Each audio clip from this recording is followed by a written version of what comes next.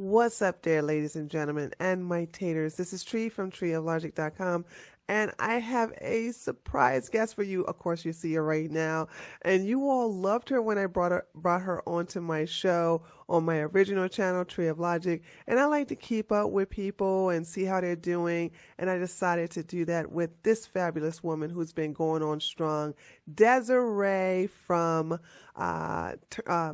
Thinking Out Loud. And so I just want to give a warm welcome to Desiree. Hey, girl, how you doing? Hi, Tree. I'm doing okay, and I'm sure we're about to get into this from me. I'm really excited to be joined for inviting me. And hello to everyone listening or watching as well. No problem. Now, it's been a while, so let me just say this. How's things been going with you, your channel, and your life since the last time we talked?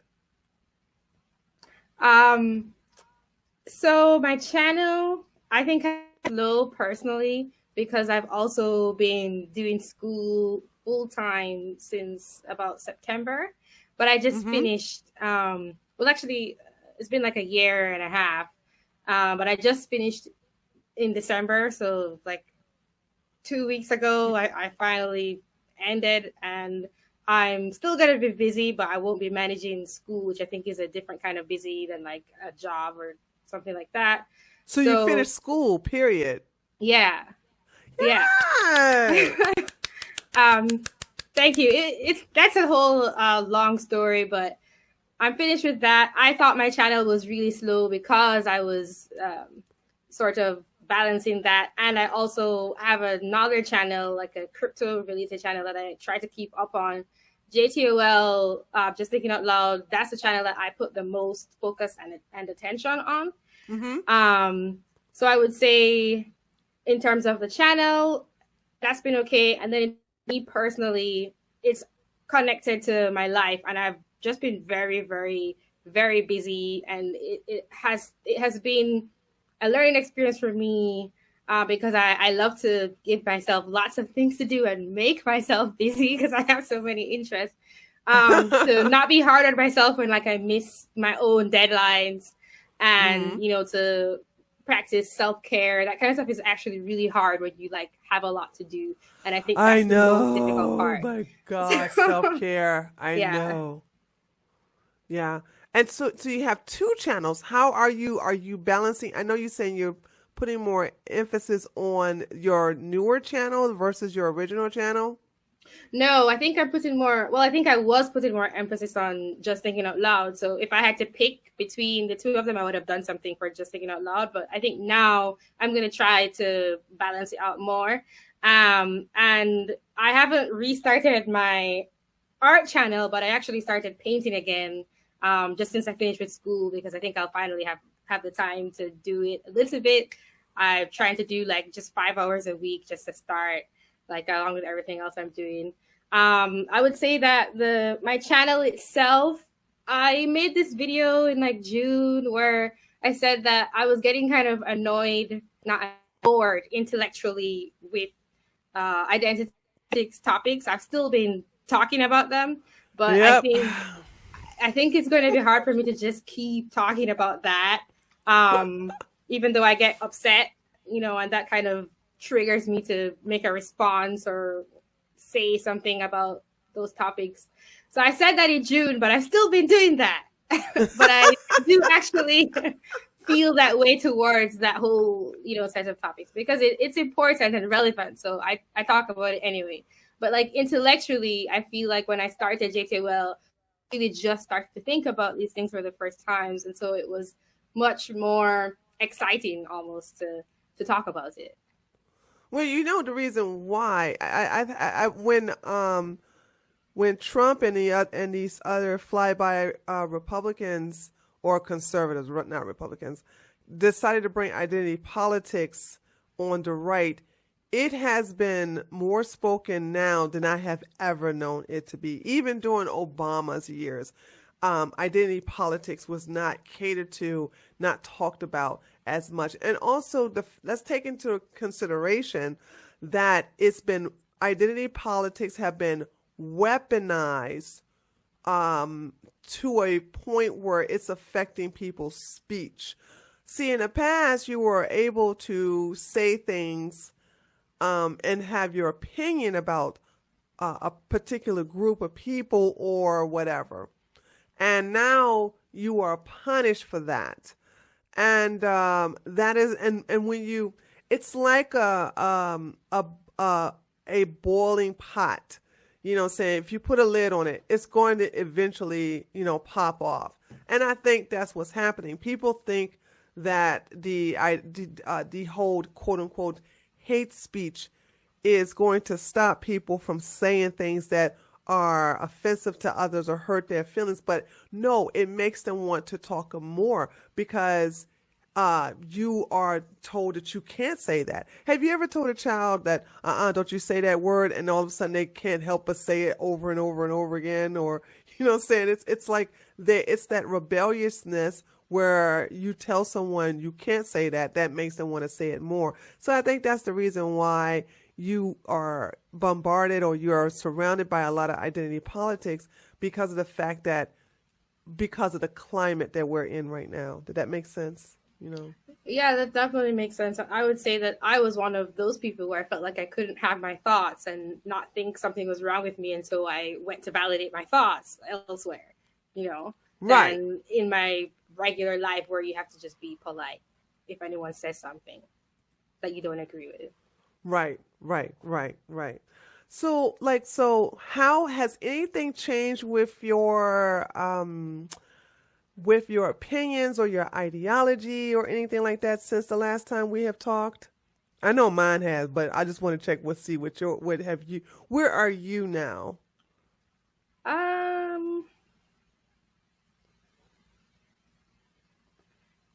I don't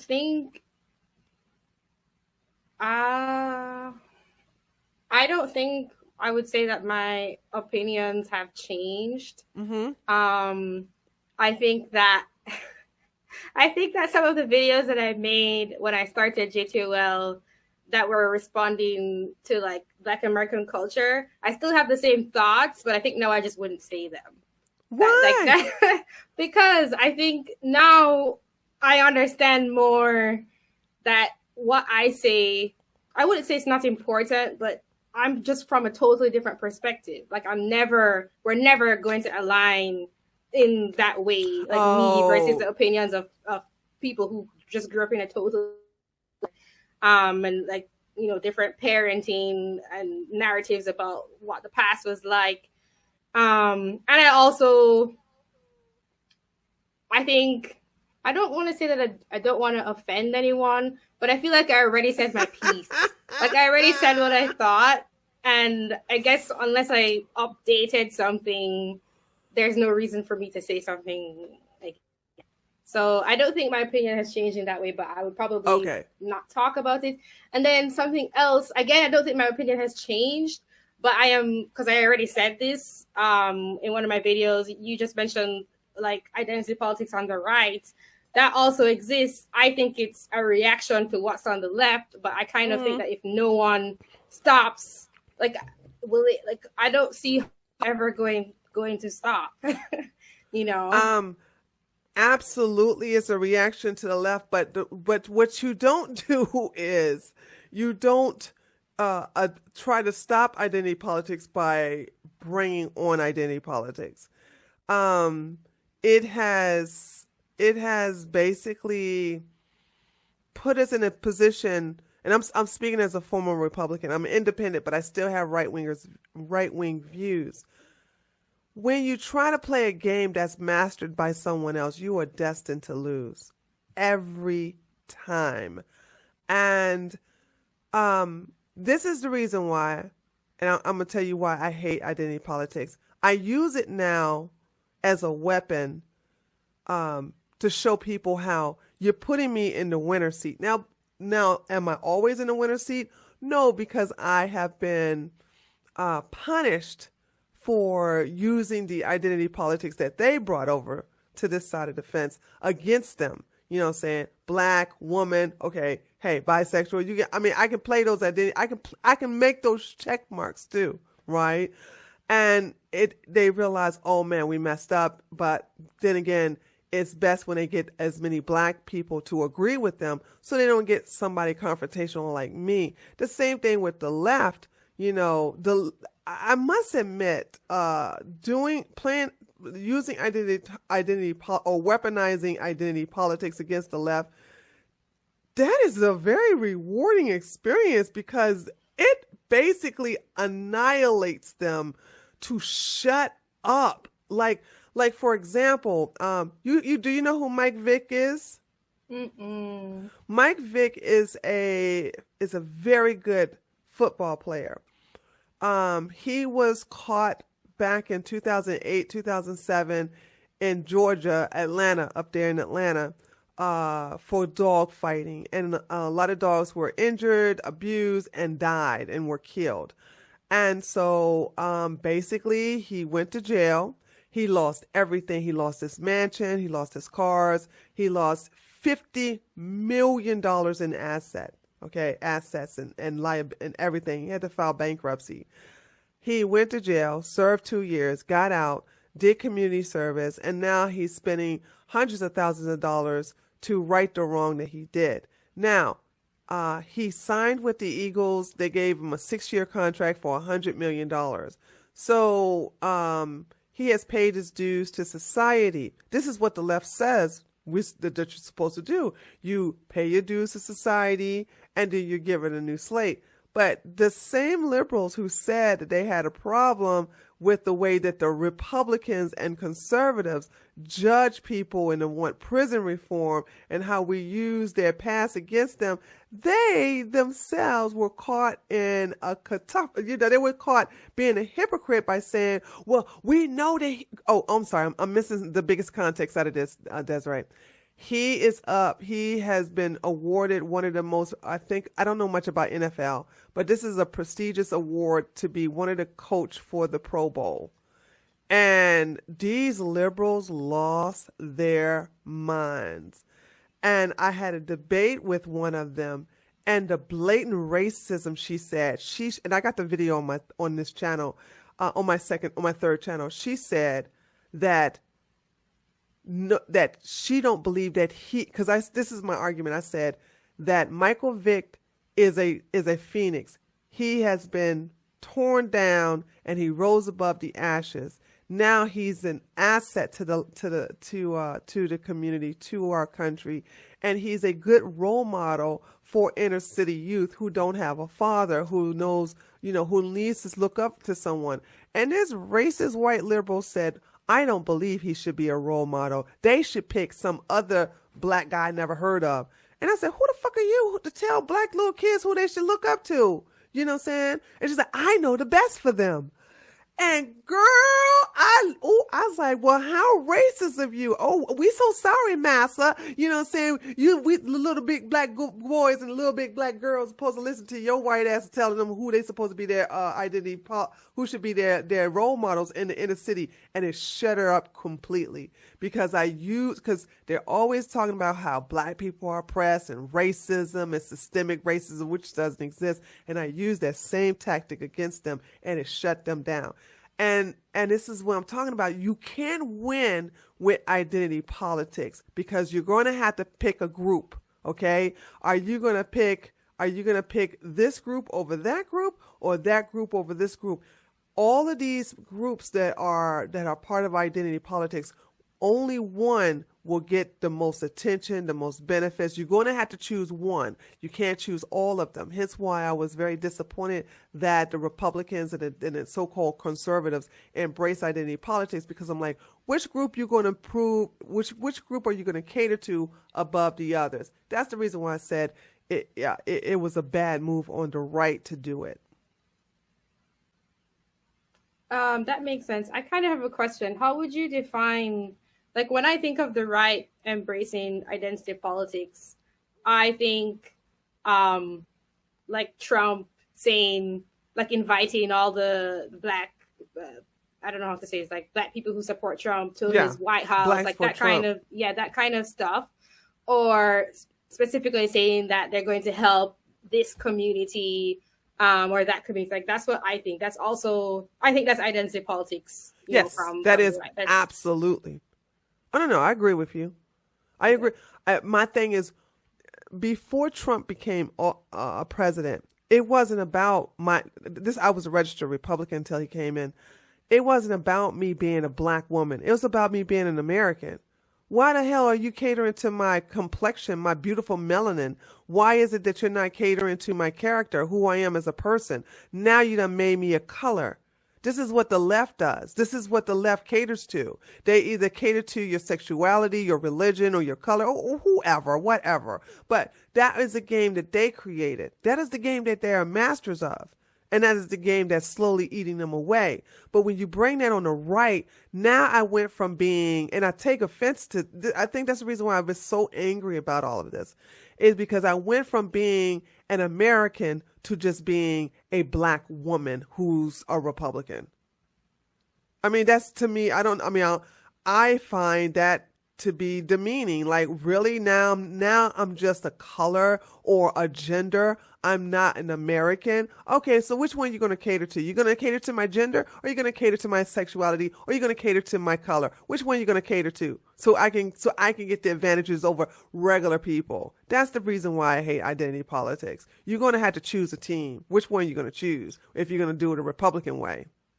Well, I think it's a weird thing that's happening, weird dynamic that's occurring, because from what I understand, this identity politics that's happening on the right, it's specifically to say we're not what you say we are. They're like, oh, we do welcome the minority groups that you say that we don't welcome, but in that welcoming, they're framing it as identity politics. And I understand why, as politicians, you kind of have to do that for image, because it actually matters to most people. But at the same time, I'm like, well, how would they get around that problem? Because whatever they were doing in the past, which is what you're saying, where they didn't appeal to minority groups, that was being negatively affected by what the left was saying about them not being inclusive enough, even though they were, specifically because they didn't address those things. So I don't know how they could, combat that narrative without doing that. At the same time, I think they shouldn't do that. That is so wonderful. I'm so glad you said that. Morgan Freeman said, if you want to end racism, stop talking about it. Okay. That is one of the famous quotes that white Republicans used to embrace. Here's the thing about, I want to address 2 points you made in reference to them catering to the black community. Here's the thing. To me, it's disingenuous what the Republicans are doing right now. They want to brag about how many blacks that they have, but these people do not go into the black community and they don't talk to them. They don't go to historical black colleges and talk to black people. They don't go into the community and ask black people what they want. Okay. Cause I'm going to be real 100 with you. Because they understand if they took their asses to the inner city and actually talk to black people, they will not give them what they want. One of the biggest things that is being talked about right now on the left is reparations. There is not one person on the right who is willing to have that discussion. So my thing is, it's just a bunch of it's empty shilling. It's bragging rights. Black people, I think our people don't realize how wanted we are, how people use us to brag about, look at how many black people I got over here. Look at my black friend. Look at my black friend. I look at Republicans who want to boaster about how blacks don't have to vote Democrat.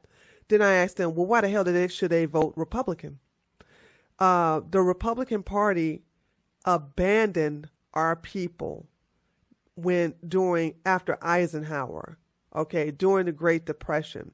That is the reason why the black vote switched from the Republican Party to the Democratic Party, because the Republican Party was like a freaking father. He abandoned us, our people. And now he want to Watusi back into our lives and pretend like he has not been gone for 60 years. And like, oh, I'm here to, it's that absentee father who was out of your life for 60 years. Now he coming back with gifts and empty promises. And so I asked them, like, name me one thing that you guys done specifically for the black community. And they always go to these talking points about unemployment. No, unemployment helped everybody. And also unemployment started with Obama on down. I know they're talking points, but if you want to talk about what they have done specifically for the black community, they can't do it. They can't tell you. So if you're not really going to be sincere and catering to the people that you pretend to give a damn about, then leave them alone. Also, another thing in reference to the black vote that I wanted to make the community where you was like, what else can we do? You're gonna love this scenario. Have you ever had a good man in your life? Yes. Did he have to remind you how he's a good man? No. Exactly. Exactly. I don't need a good man to tell me he's a good man. I can tell he's a good man by his actions. The Republicans don't have to tell me if they're good for black people. You just fucking be good to black people. But anytime you got to constantly tell me how the Republicans are good for black people, you got to constantly tell me over and over and over and over again. You know what I'm saying? And you're not even showing me how you're good for black people. And please start with the talking points of, I'm not talking to you, I'm just talking about the people who are going to watch this, about black unemployment. And he brought attention to the Baltimore. And all is talking. Smack, smack, smack, smack, smack. That's all that is. If the Republican Party, here's the answer to your question, what could they do? First of all, they should have their politicians go into the inner city. Don't make a theatrical spotlight about it. Don't make a big brouhaha about it. Okay? Don't bring a big film crew. Don't make a virtue signaling thing about it. Just bring your asses up into the goddamn community. Go in there and talk to black people. Go eat with them. Go sit with them. Go to the barbecue. Dance with them. Do the electric slide with them. You know what I'm saying? Try to show that you really give a damn. Don't sit on your fucking high horse or your podium and talk about stuff. Oh, think of my black brother over there. Think of my African American man over there. How you doing? Don't wear these damn Trumps or these shirts of black for Trumps. This means nothing to me. If you're not going to take the time to even hear the wants and the needs of the black community, which the Republican Party, they are not even trying to even cater to, okay? If you're not even going to try to be good with black, stop playing that card. If you're really good to black people, it will show, okay? As far as I'm concerned, the Democrats and the Republicans are both bad. However, the Republican politicians go to the hood. They go with black folks. They go to KFC and all these other places and eat with them. They even go to their church and sit and have church service with them. Okay? They don't come there just to make a speech and they leave. They go to the historical black colleges. They go into the ghettos. They go and sweep and they go and do these things to help them out. Black people see you. If the Republican side did the same thing, okay, then black people would say, oh, well, I guess they're not as bad as I thought they are. But as of today, overwhelming majority of blacks still have no love for the Republican Party. So apparently they are not dumb enough to fall for the smack talking and the virtue signaling and the lies about the 34% support from Rasmussen, which is a lie. These polls are so skewed. They're not falling for it. And one last thing. Do you know what ADOS is? Yes. So we have ADOS, and then you have the Federation, FBA, the Federation of Black Americans. So you have these You have these identity politic groups, ID groups instead of identity politics. You have ID groups inside of ID groups. Okay, and the Republicans don't even know what ADOS is. They don't even know anything about it. They don't even know what FBA is. They don't even know all of the changes that are going within the Black community and how we are fighting with each other. All they want to do is brag about how we're going to get how many Black votes, but they're not talking and they're not putting in any work of what they're going to do to the Black community. And one last thing, and I'm going to shut up because you got me on a roll. One last thing. Trump promised to do something in Chicago.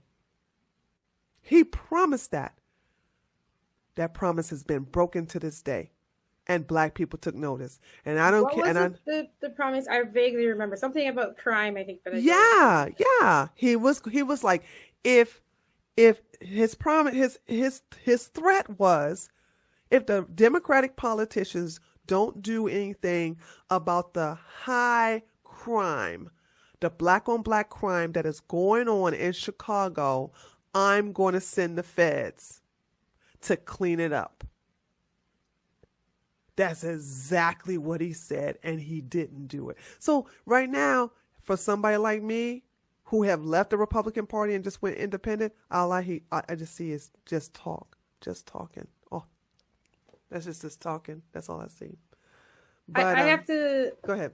I need to clarify because you kind of mixed it up a bit, but I think I understood. So you're saying that politicians on the left, they interact with inner city communities, but Republicans don't, because yes, that's what you're saying. Yeah. But then you were also saying, going back earlier into our conversation, that you would rather that Republicans don't do that at all, but if they are going to play identity politics, that they should do it properly, which they're not. Yes. They're not actually catering to. Yes. Just to clarify. And that both parties are bad for the race. They're not doing anything really. Well, I think that ideally they wouldn't pander. Well, that's the thing about this country. Just because of the way it formed, people want to be pandered to. That's what it seems like to me. They want to be, not you, but I don't think you're the norm. They want to be, say, what are you going to do for the Black community? I'm guessing for someone. That's fair. That's fair. So that's very fair, because I'm not part of the Black community. I have disassociated myself from the Black community. So I can't relate to the whole, what you're going to do for us, because growing up in the hood, growing up poor, disadvantaged, I went after those opportunities myself. I've had a lot of help along the way, and I've asked for that help. But after, and you experienced this, after being judged for not having that hive mentality, I can't relate. Well, what I was trying to get at is, how do you not do the identity politics but still help? Because unemployment helps everyone, but that's also good for the Black community, even if it's not being specifically directed at the Black community. So how do you still help, and then still have those groups that want to be pandered to realize that they are being helped, even if it's not only directed, even in just words, to them? Here's the thing. You could cater to ID politics, but not cater to, for example, do something in Chicago. Just go do something in Chicago, then work on Baltimore. But you ain't got to talk about it. You know what I'm saying? Just do it, because those Blacks will see you doing something. See, you know what I can't stand was when people help others. They got to brag about it on Instagram and Twitter, this, that, and the other. That, to me, that seems like you're not sincere. If you really want to help Black people, go fucking help them. You ain't got to make a big old spectacle about it. Just go do it. But when you start making empty promises, that makes you look bad. And that's the answer to your question. Just go. If you see the Black community and you see areas where you can help them, just go help them. Okay, they in turn will come back and say, "Did you know they came up? This place used to be a dump. Look, I got a nice house. I got a new. They came in here and fixed my house up. They came and did this, did this. They got the drug dealers off the street. They did this. That The would be song, nice. the song, the there's a movie which had Morgan Freeman in it. It was talking about a principal. I think the movie was called Lean on Me. It was a black man, black principal who was no nonsense. And the school was run with drugs, gangs, teenage pregnancy. The illiteracy rate went sky high. And that man went in there, he cleaned it up. He didn't virtue signal about it. He cleaned it up. The same students that were against him eventually loved him, and they bragged about him. The police ended up putting him in jail, and they got him out of jail and dropped all the charges for him turning everything around.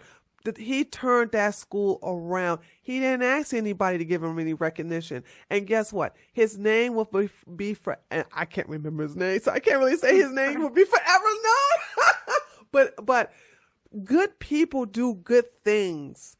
And when you do good things for others, they themselves will be the testimony, not you. You know what I'm saying? I'm sure there's a lot of people that you probably help and you never even thought about it, Desiree, and they have sang your praises. But you didn't go around bragging about it, did you? And if you did, that makes you look it makes you look like a phony. I hear what you're saying, and I think you're right. But yeah, anyway, so that's my thing on identity politics. But it's look, we've been talking about it for a while. So I know. That's what always happens. It's like a trap. It is a trap. It's a trap. But I want to segue to. I want to tell you, girl, you are so underrated, Desiree. Oh my God, man. When I contacted you on Skype, I binged through a lot of your videos. I was like, this girl. I have a funny feeling that your channel is not being promoted because you are so intelligent and you are able to articulate your thoughts to the point where anyone can relate to it. Now, they may disagree and others may agree, but they see where you're coming from, okay? And it's your videos, and we're going to watch a little bit of one of them, are so thought-provoking that I can't get through all of them in one. Okay, let me explain what I'm talking about. I will watch one of your videos, and you'll say something, and I have to pause it. I have to pause it and go, and think about what you just said and go, how do I feel about that? What did I think about that? And then I'll start taking some notes, or I'll do some research, and I'll actually get some sources, and then I'll come to my own conclusion, or I'll agree with you, and then I'll continue to watch your videos. Those are very good videos that makes you stop and think to see what your perspective is and see, do they go in sync with yours? Do you see another viewpoint of that? To me, I believe that your type of videos are good for discussions in college levels. I do believe that a professor who's in sociology or psychology or political science can use your videos, play them, stop them, and then have a discussion off of one video and get the entire class engaging with the material that you're bringing.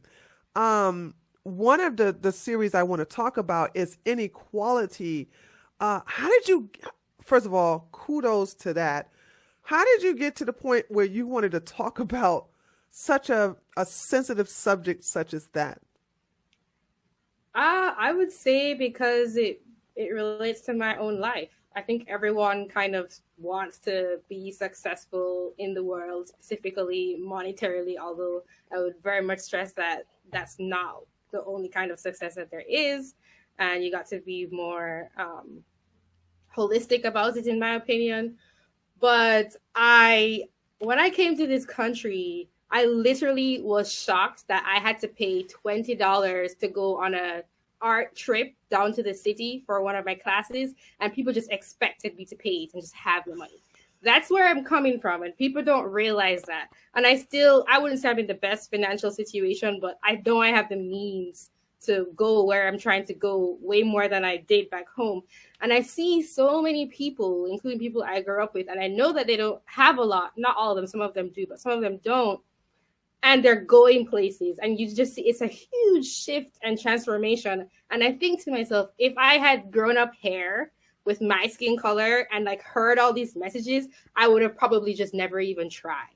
And like that really bothers me. Wow. So I would say like it's because of like seeing like the opportunity that people have compared to where I'm from, and then realizing that they're totally blind to it and they're just being bombarded with messages. Another thing I don't like, I don't know what it is about my family, but in Jamaica, there's a lot of homophobia. Mm-hmm. There's a little bit of the like identity politics. Like there are some Black people in Jamaica who will like be against white people, but not very much in my circles, but it exists in Jamaica. Mm-hmm, and mm-hmm. My parents were like, not like that. They have never given me an opinion of like hating on some group. And that includes people who have a lot of money. And so that's something else that I've seen here is that everybody thinks it's just okay to hate on people because they have money. And I also think that's wrong. Yes. Because it just depends on the person. Like there are people who are good and people who are bad, and they use whatever influence they have for what their good or the bad purpose. So those things bother me. And that's why I want to talk about it. What do you think? So you're saying in Jamaica, they didn't have that hatred for richer people or people who are well off? Well, I'm saying my family. I would say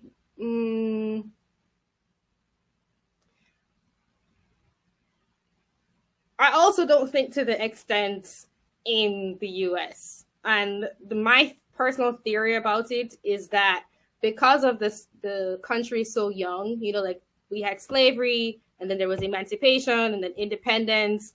And like then that's just 50 years ago about then people started working and moving up in society.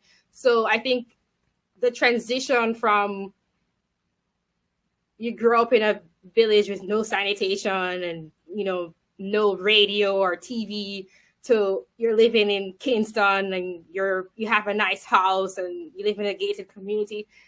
People have that memory in their heads.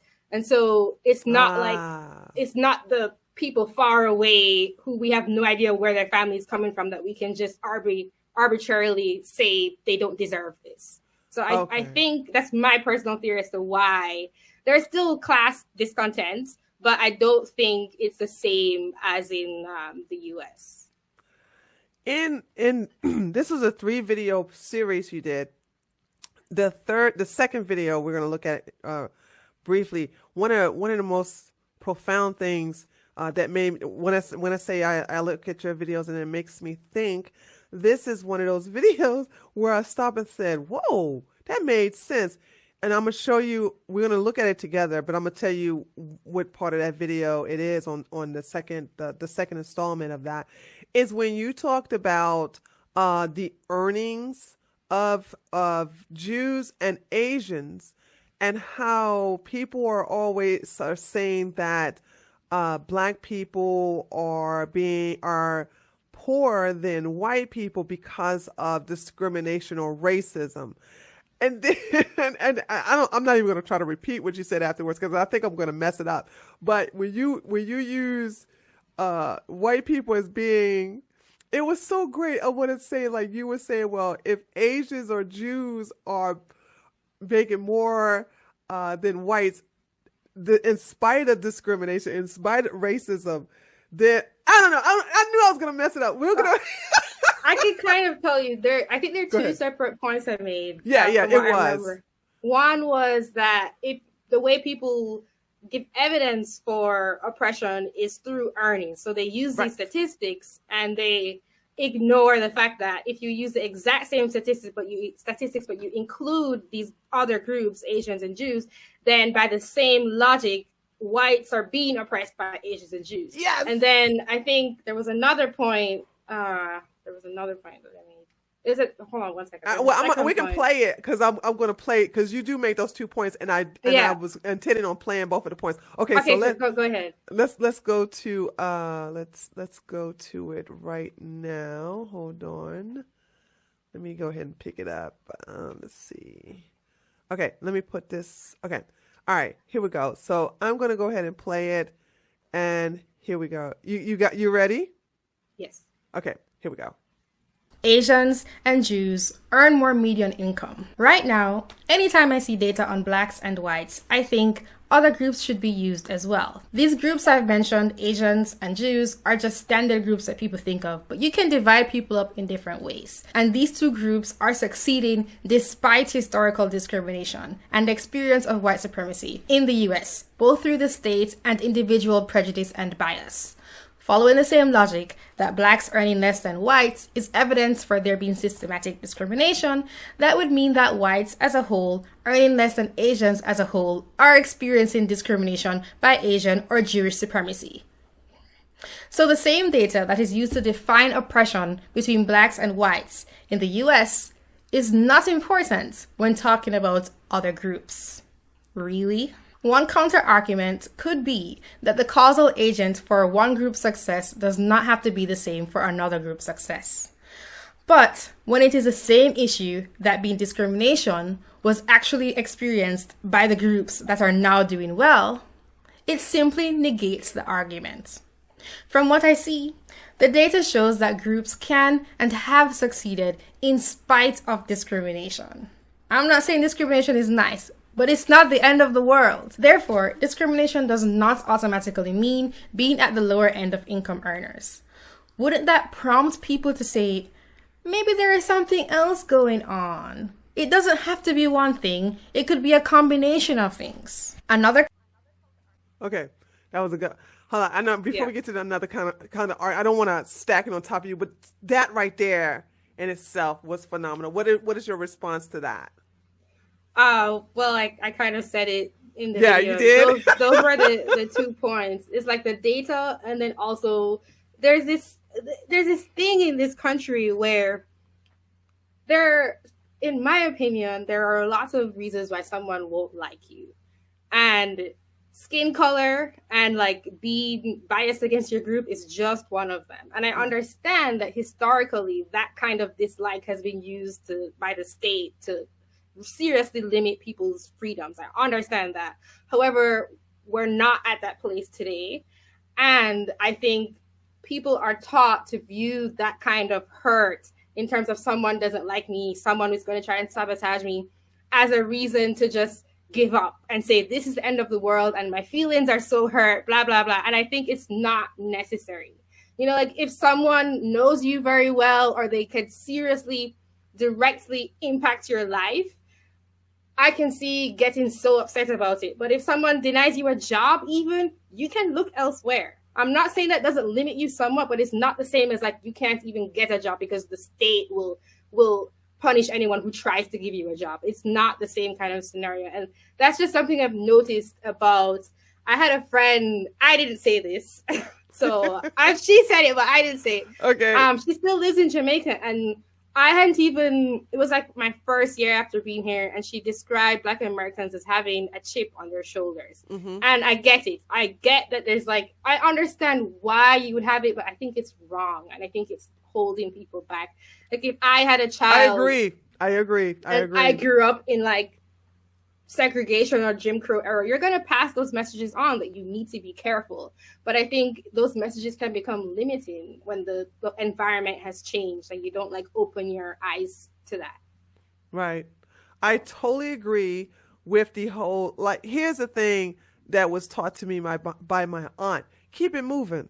Keep it moving. Somebody puts a roadblock in your way, go around it and go somewhere else.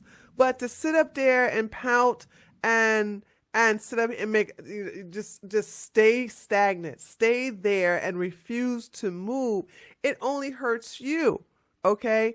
If somebody, I think we've gotten to the point where people feel that they are entitled to be liked. You are entitled to like me and accept me. And I have a problem with that. And I think from somebody who has been rejected a lot as a little girl, I've learned through default, it's just part of my DNA, that if somebody says, okay, if I'm being discriminated against, and I have, you know what I'm saying, and it's not because of my skin color per se, it's because of what comes out of my mouth as a black woman. You know what I'm saying? I'm not saying what should be said by me on the left or the right. You know what I'm saying? So, but I don't sulk. I don't get a pity party, and I don't have a chip on my shoulder as if I'm entitled. And so when I looked at that message, I said to myself, wow, how was that video and the other videos received? I think people liked it, but I think people really liked it. I got a lot of, this is very good quality content. As you say, maybe YouTube isn't I'm sure they aren't. No, they're not. No, they're not. No, not no video, not that. And I'm gonna put those 3 videos. I'm gonna put the links to those specifically 3 videos, those series, in the description box, because I looked at the view count of that and I was like, what? I just couldn't believe it. Like, really? Oh. No, people really liked it, but I might have been. I wouldn't even say preaching to the. I would say that I was mostly preaching to the choir, because the views are limited. So, but it's something that can be shared. It's kind of timeless content. It's not very timeless. Very timeless. That's the kind of content that can probably be used for 100 years from now. You know what I'm saying? As long as we have the things that are going right now, they have no intentions on changing. The victim mentality is a business. It's a multi-million-dollar business. It is one where you get clout, you get status, and you can also get rewards for it. And as long as those incentives are there, it's going to always be around. But for those who want better for themselves, for those who want to think outside the box, those videos are absolutely great. Have you had any problem with any of your videos being taken down? No, I actually keep looking to see if my race and IQ video is still there. Like every time someone it's still there. Yeah, every time mine down. It did. I should check it again. I haven't checked it in like a couple of weeks, but every time someone complains about YouTube crackdown, I'm like, is that video still there? Because that's my most controversial video. Like, is it still there? So far, it's yeah. Our interview is still up, but I did a race and IQ video. I actually took it down because what happened was it got a strike, and then miraculously I went to go look at the channel because I got an email saying it was a strike for hate speech. I go look at it and I don't see a strike on there, and I said, am I being punked? What's going on? I went to my community settings. I didn't see anything on there, and then I just went on and took it down. I mean, I put it on BitChute, but I took it down because I was like, are they warning me? Are they warning me? That's what they're going to do? For sure. It was from YouTube? Absolutely. Absolutely. And the reason why I know this ain't the first time that has happened to me. I made a video about this the last time I got a strike because I had an unlisted video that was for the trailer, and it had me in a mega hat. This is when I was on the Trump train. I was in a mega hat at the gun range, and I got a strike for violent content. I took to this is when I was still on Twitter. I took to Twitter. I went and did a video about it, and then all of a sudden, I don't know how many minutes, but as soon as that video was uploaded, all of a sudden the strike is gone. Poof. And then I did another video saying, that's strange. Remember these screenshots where I show you I got a strike, and at the video, I show you screenshots of the video being taken down? Ta-da! The video's back up. And so they do that sometimes. They do. And like I said, this time, I don't know why they did not follow through with it. I'm not complaining, but what I'm saying is that that wasn't a spoof email. I can always tell email from YouTube because I don't get that many. But when I do get one, my heart starts racing because I'm like, now what they want? Now because as a matter of fact, I got an email yesterday saying that one of my videos. I'm not even going to mention it in this interview, but one marginalized group was talking about another marginalized group, and I did a video on both of them, and that was taken down because of their new terms of service. I didn't get a strike for it, but because that video was made in 2016, it now violates their present terms of service for 2019 and 2020. So that video was taken down, but I wasn't given a strike. Something interesting to me lately, I don't know if you know or if you remember that PayPal banned me from receiving donations for just no.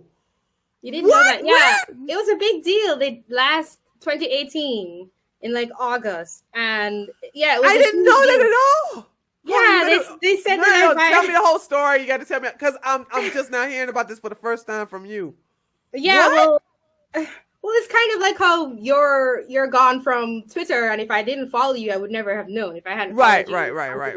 You don't, it's hard to keep up with everyone who's being suspended. Yeah, because I'm not on Twitter at all anymore. So when something happens, I don't know anything about it. Yeah. So I was in Jamaica. That's what happened. I was like traveling at the time. It was August 2018, and I got some phone calls that I didn't see until I came back to the US. And I only knew that I had to check it because I think it was like the same day I arrived. I can't remember the exact dates. I got an email saying that my account had been permanently limited for violation of the acceptable use policy. And so I know, yeah. So I was like, what? And then I realized that I had 2 missed calls that I didn't get because I wasn't using this SIM card or had service when I was in Jamaica. And I checked the number and I realized it was from PayPal. So I was like, oh, maybe this is something that I can start out. So I called PayPal and I was like, hey, I got these missed calls and I got this email saying my account was permanently limited. What's going on? And they were like, it's a final decision. And if you want to know, you have to go talk to the accessible use policy people. And I was like, well, could you transfer me? They're like, no, you can't talk to them. You have to send them an email. So then I sent them an email. And I also sent them a message in when I was logged into my PayPal account asking what happened because I can't tell because I also actually went ahead and read the whole accessible use policy, what I did. I didn't think I violated anything. I never got a response. And so I made a second account because I was like, well, maybe it was just a fluke. So I made a second account with a different email address, but I also set it up to receive donations. And I got my first donation and it got terminated again. I got another email. Right. So it was definitely on purpose and it was terminated. No, but it gets stranger because that happened a year ago, right? And I totally just have moved on. I ended up setting up my own payment system. There you go, because I did the same thing. But I'm about not because I got banned from PayPal, but because I kept seeing other people get banned from PayPal. And I was like, they ain't gonna get me. I'm gonna have my own merchant system. But go ahead. I'm interested in figuring out how this ends. Yeah, so it's very interesting. So I set up a payment gateway because I knew people personally they were starting a business and they had done that, so it was easy to get that set up. Unfortunately, I did lose a lot of recurring payments and they never came back, and PayPal is super popular, so that really sucked. But I moved on from that for a year, and I was also busy with school, and so I haven't really been able to. I want to grow my channel more, and I haven't really been able to focus on doing that. I just have been focused on putting out videos to make sure I keep it up more than getting better. So about a month and a half ago, I was selling some items on eBay, which I don't usually do, but I was selling some items and I had some trouble adding a bank account, and I called PayPal, and some guy was like, "Hey, I'm whatever his name was. I deal with accounts like yours." And I was like, what? Accounts like mine? He said he's an account specialist. And he said that this call was PayPal ending me using their services at all, because I had my accounts terminated that were receiving JTL donations, but I have personal PayPal accounts. I also have a PayPal account for my art. You know, like I have like PayPal accounts that like people pay me for like totally different services with. Right. So, right. Well, it's not done. It's not done. It's more? No, yeah, it's not done. I remember this is a year later. I was so shocked because I've been using PayPal since then, and all of a sudden I'm having trouble adding my bank account.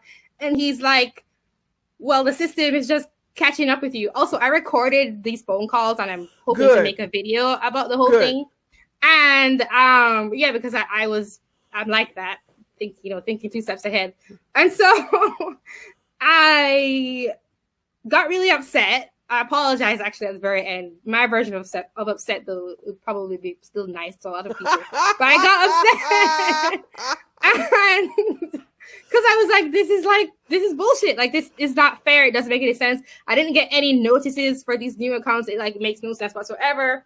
You know, they're not really connected. And then what happened was I even talked to eBay about it, and I was explaining to them my situation, and they said they were working on some system so that people like me could be helped. One more thing this guy account specialist said was that it was decided by the back office. I believe he used the word back office. I know it sounds like I think he actually said back office and it was permanent. So I went on social media. I went on Twitter and I said, I'm going to start a campaign because this is really wrong. You know, like a lot of people use PayPal. For me to be completely cut off from their services is like even worse of an impact than having been banned from receiving donations, which also had a negative impact. And I just kept retweeting. And every day I was like, this is day number 2. This is day number 3. I still haven't figured out what I actually did. And I haven't got any official notification about why my account was banned for the other accounts. Like for the JTL accounts, I had gotten an email, but for my separate accounts, I didn't get anything. It's just that phone call where they were like, goodbye. And wow. I think on day 10, PayPal support on Twitter responded. So I was tweeting about it for a while. And then PayPal support responded and said, hey, we'd like to help you. And I was like, holy crap, they responded to me. And so they sent me a couple emails and I kind of explained my situation. And then on day 17 of me tweeting every day, they restored my accounts. What? Yeah, but this is a year later. So they restored my JTL accounts, both of them. I still don't know what I did. Like, I still don't know why I was in violation of their accessible use policy. I think it's just censorship. Like, I still think that. Absolutely, censorship. Absolutely. And I think it's because I went on social media and I was really angry. I was like very deeply angry. So I was intending to keep that up pretty much forever. So I don't know if they just realized that, but I was going to like make a thing out of it. I still am a little bit, but I don't want to hold on to too much negativity. So I think I'm just going to make one video and then not think about it again. But I was even thinking to myself, what's the best way to get my voice heard? Maybe I should have like a banner and go stand somewhere and be like, censor me. No, like I was so angry about this. I think it's so wrong. And I perceive it as discrimination because I'm how I am, and I don't say the right things. Because the other thing was that what I was saying, other people say the same things as me, and they use PayPal. Yes. Welcome to my world. Welcome to my world. Yeah, oh my God. I know that crazy. Could have been. It's crazy. You felt helpless. I know you did. Yeah. Yeah. I mean, I did something about it, but I didn't know it would work. I just tried. I want to know, like, the fact that you had Twitter. You see what I'm saying? Girl, kudos to you. Don't ever lose your Twitter account. Like if anything happens to me, where any injustices happen, like so far, all the injustice that has been happening to me, the major ones have happened when I had a Twitter account. But after a situation happened where I had a video taken down in reference to the trans kids. Somebody claimed that that video used no one's footage. It just had me in there. You know what I'm saying? And someone said that that video was theirs. And the way YouTube has set it up with the content ID takedown, saying that there was no video footage, no audio footage, no nothing. It was me sitting there talking about this one particular trans child. And because the representative of that started taking everybody's videos down, claiming that it was theirs, they didn't even prove it was theirs. And I didn't have a voice on Twitter because everybody who made a stink about it on Twitter got the content ID removed. I was like, damn, I don't have a Twitter account, so I can't get it removed. Because if you tweet to this person or you tweet to YouTube, the content got removed. Somebody on Twitter loves me. Somebody tweeted on my behalf and took my video of me saying, hey, look, somebody claimed this video is theirs and content is that, blah, blah, blah. And they took it down. I said, I'm not going to fight it because I can't. I try to appeal it. And the way that YouTube's appeal system works for content ID takedown, I say it's a loser's game because what they do is they when you contest it, they take it back to the person who falsely flagged you down in the first place instead of having their team look at it. So anyway, I thought I was helpless, and somebody tweeted out for me. That got a little traction, and my video was reinstated. So, the fact that you did that on Twitter, I just want to say, I don't think you're going to be doing you're very polite, and I don't be like a bitch like me. It's such to my detriment that's the reason why I'm not on Twitter anyway. And I think that is a good thing. And I'm really happy for you that you got your account back because you were on Twitter. But me, if I didn't have somebody on Twitter to look out for me, I'd be screwed, girl. Yeah, I'm glad you had someone. I didn't know anything about that either. Yeah. So I didn't see that come up. Yeah, it was a big, they were taking down any big YouTuber. And I don't consider myself a big YouTuber, you know what I'm saying? My first channel, like this video that I'm talking to you on now, this is going to be uploaded on my second channel. Cause I did a Sargon of Akkad interview on this channel. This channel is not choked. My first channel is choked. So I'm going to upload it on this one. But anyway, I want to end this on wow, girl, I did not know that about your PayPal, girl. Woo! They took all of them, man. I'm still tripping about that. They took your personal one. It's crazy. I always say that someone else tells me, like my friend says that it's because I'm so nice and I say these things, I'm such a threat. Because I don't say it in a way that's easy to just tear down. Exactly. And you know what? Your people will listen to you before they listen to me. Because what did they say? You can easily get bees with honey than you can with vinegar. You know what I'm saying? And because you have a nice demeanor, like I said, I was binging through your videos and I'm like, the way you present them are so thought-provoking. You are a threat.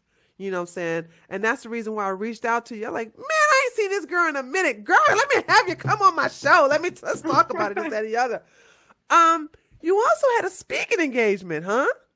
Oh yeah. Well, I had two different ones, but one was at Pork Fest, and that's more libertarian-y, and one was at the men's rights movement. Both of those two times were my first time speaking publicly. I have been practicing those. I didn't. How was that? There, not knowing. I was great. I felt like I still feel like, but I felt like I had something to say, and I'm developing the skills I need to say it. And that's why I was doing it. Meeting people was really cool.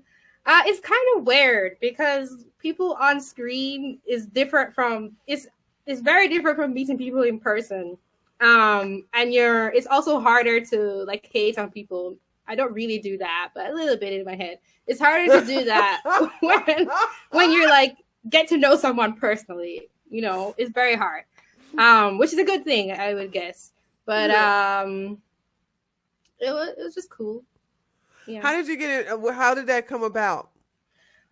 For the Pork Fest one, I had gone to Liberty Forum because I knew that kind of scene, I wanted to make connections. I specifically knew that it would be good to network with people who are into this stuff for both my political leanings and also my cryptocurrency leanings. Yeah. And I met some of the organizers and I just told them, hey, I would like to speak at this event. And they said, okay. But that's a smaller event and that's much more, I think. And the MRA? Low-key. For the MRA one, I was invited by Brian Martinez. He's one of the honey badgers. It's just like a men's rights movement with Karen Strong. Also, Karen Strong watches my channel. So what? I know, yeah, she's been watching it for a very long time. No way. I watched a lot of my videos because when I met her, I had recently uploaded something and she commented to me on it and I was like, wow, you watched this thing that I just uploaded. So that just happened randomly. So yeah. Yeah, girl, you got your shit together. I wish YouTube would be fair to you because seriously, like your stuff is really good. So I wish everyone who's watching this right now to go check her out. She's phenomenal. I mean, these videos are so thought provoking. What are your plans? So we're going to end it off with your future. This is 2020. What do you see for yourself this year, and beyond? What do you see for yourself and this channel and your channel for this year and beyond? Well, I hope to basically have this channel for a very long time. I'm sure it will morph depending on, what people are interested in or what I'm interested in as well. And also have my other channels. And I hope to make sufficient income from it that I can live on it. And temporarily, though, I plan to have a job, like a separate job. And then I want to be able to do that, work from home, doing those things, not just JTOL, but the other projects I have that are mostly online. And I want to have a family also eventually. So in not too long, I can't really time it because it depends on the other person. Right. So that's what I see for myself, is just to keep making content to get better at it and hopefully break out of YouTube's hold on my channel. Or they haven't demonetized you, have they? You still monetize, yeah? I actually turned off monetization, but I'm going to turn it back on just because I turned it off because why did you do that? Because like half of my videos were always demonetized. So I was like, there's no point. And I wasn't earning anything from it. So they were demonetized. Yeah. Okay. Like the amount I was earning, it was just like so insignificant. I was like, there's just no point. However, I think I'm going to turn it back on. Not because I don't think I'm going to get any money, but just because in the case that it might be hurting the promotion of my videos because they can't even potentially you don't use profanity at all in your videos. I mean, they're very clean. I don't know, guys. Yeah, but we know why. We know why they get. We know why. I want to ask you, why did you decide to start a second channel? Because like maybe I should start a second channel specifically because they're kind of sandbox. My original channel. I think I was one of the few people that they were testing the censorship on. My channel was growing. I was getting about, no lie, 10,000 subscribers. When I first came on the scene, 2016, I was gaining 10,000 subscribers a month. But because I talked against Islam, because I talked about the refugee crisis, because I was saying things I wasn't supposed to say as a Black female YouTuber. And so when I got my first, so what happened was I was notified by my German family that I need to call this federal police department in reference to the government wanting me to come back over there for a arrest warrant in reference to hate speech or and basically talk. I'm a legal resident over there. I may not be one now, but I forget the other terminology because I did a viral video called Let's Make Germany Great Again. It's no longer available on YouTube. So they got rid of it last year. But it was a viral, that video, probably the first and only video I ever made that had 8 million views on it. Wow. So yeah, and it got, and I was contacted about that. And so I do believe because of that situation, I got my next strike when I talked about the terrorism thing that happened. And then after that, I got shadow banned. And then when I made a video about getting shadow banned, I got unshadow banned. And then all of a sudden, my videos were not showing up when I was going live. And I would make a video. If you go back and look at those times, you'll see me making a video talking about what's happening to the channel in 2000 and early 2017.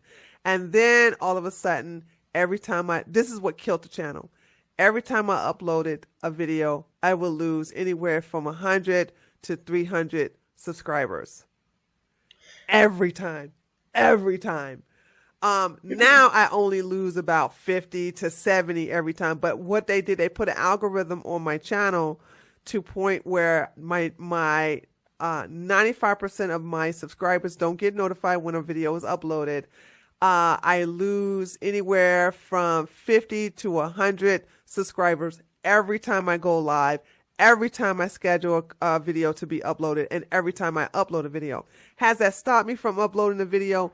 When I'm going against Candace Owens and I'm going against TPUSA, or I'm rubbing it in the Republicans' face in reference to how identity politics has bite them in the ass. Like I did a video on when 90% of the blacks voted for the Democrats for the primary. I made a video going, nah. How's that black vote working for y'all? Y'all still gonna learn yet? And this, that, and the other. So I do it now as a shit posting. This channel, my second channel, the Treehouse News, not choked at all. Well, as of today, it hasn't been choked. These videos are shared. As you can see, if you get a chance to look at the numbers on my videos versus the numbers on my first video, Desiree, they completely different. And guess what? My first channel has the most subscribers. Now this channel is close. Don't get me wrong. But this channel, I had a big purge. I think we all had a purge. Did you get a purge yet? Where you had lost a lot of subscribers? I didn't notice any big drop off like that, but I do have the whole whenever I upload, I lose subs. I saw when that shift happened, and I also know that it's not just people who don't watch my content, because I've had people personally tell me who I know like actively watch my content and they've been unsubscribed. So what's so hard about this is that people have that channel. Like, I'm subscribed to your channel. And even though your notifications never show up, something said, hey, I wonder how she doing. And I went and just either, because I don't see you on my list, I'll go and type your name in and I go looked at all the videos I haven't seen in a while. Do I recommend you go to another one? I don't know. I have to say that my first channel is, as far as I'm concerned, is dead. I only use it as an archive channel to show how I've changed. Because people who saw me in 2006 realize that I'm not the same now. Hell, people who saw me in 2017 don't realize I'm not the same person. I began to do a 180 in 2018, but you can slowly see the transformation of my ideology, my beliefs, and my attitude as the years progress. So I keep that as an archive so people can say they don't think that this just happened overnight. there's some context to why I feel the way I feel. There's a lot of context to what has happened to me to make me have what I believe in. I would suggest that, like, if you want another type of channel, to always have another backup anyway, and maybe be more engaging with your audience on that one, like doing a lot of live. Do you do live streams? No, I've never done one. I know people tell me to do it, but I think I'm just Girl, gonna ramble. come on now. I think I'm just gonna ramble on it. That's what they want. I'll think about it. I'll do I don't even know. I've done other people's live streams a lot. So I know what it's like to be on a live stream, but I don't care about that. Do your own. Do your own. I don't know what to say. Girl, listen. Do your own and engage that super chat. You're monetized, so you can go ahead and get that enabled. Do your own, enabled, and say, here's Desiree. I don't know what the hell to say. Well, you don't curse. Here's Desiree. I don't want it. I don't know what to say. Talk to me. Yeah, I guess they can ask me, and then I'll. People talk a lot. They like to engage with you. Trust me. You know what I'm saying? I used to do a video strictly. I used to do a live stream a lot on my first channel, just strictly talking to my audience. I ain't even have nothing to talk about. We'll just sit there and talk. And people love it because they love getting attention from you. Okay? So you should at least do that. Engage with your audience. Trust me, they're a hoot sometimes. All right, girl. So anyway, we have been going on for a minute. So I just want to thank you so much for dropping through. It is so great to catch up with you. So you're still on Twitter. I'm gonna get you're on Facebook and everything like that. I am, but I don't really use it very well. I just post like the link to my video and respond to like the very few comments that come through occasionally. I want to ask you, did you move to Texas? You said not yet. You were moving. No, because like I said, that was the discrimination. I had to keep moving. I took a financial beating for not toting the line, for not speaking as the other obedient Black people on the right speak. Okay, because I was calling the truth out. I took a big hit, saying financially. I was the embrace, especially when I went after Candace. Now people are realizing I was telling the truth, but before then, the financial support and the donations, that I was using to rebuild my house. See, the key is that I refuse to move to Texas until my house has been completely repaired, because it's going to be easy for me to rent my house out. But I gotta get it to the point where it's going to last a long time, especially with a renter. So, that's just go to show you, it ain't about the money for me. I can't shut up about what's bothering me. And grifting to me, I don't think I could possibly grift. I couldn't, to be a phony, it's not even in my DNA. So I'm still in Georgia. Still slowly but surely doing what I got to do to get my house in order. And now I don't even put a time limit on it. When it's fixed, it's fixed. And when it happens, I'm out of here and I'm in Texas. But unfortunately I'm still here. Okay, I was just wondering, because I remember you said you wouldn't say your name until you knew you were safe. And that's still the same. Yeah. That's still the same. I want to stop wearing glasses. I want to stop here's what people don't realize. I do a lot of things to somewhat hide my identity in plain sight. So if I don't have a hat on my head, I'll have glasses on. You know what I'm saying? Or if I don't have, or I have different type of glasses that basically takes off my features and everything. But I rarely have my face fully exposed to where I believe I'll be recognized by somebody I have who has been out of jail for the several people who have expressed on trying to kill me. So it's like, and I still shop at night and this, that, and the other. So I still have that going on here. But like I said, it's just what I'm going to have to deal with until I move. And then when I move, of course, everything is revealed, my full name, everything. I stop wearing all the stuff, concealing my identity. I look forward to that day. I think I will probably be very emotional to the day where I can fully be me, fully express myself. Until then, it just can't happen, actually. But that's life. I'm good. Okay.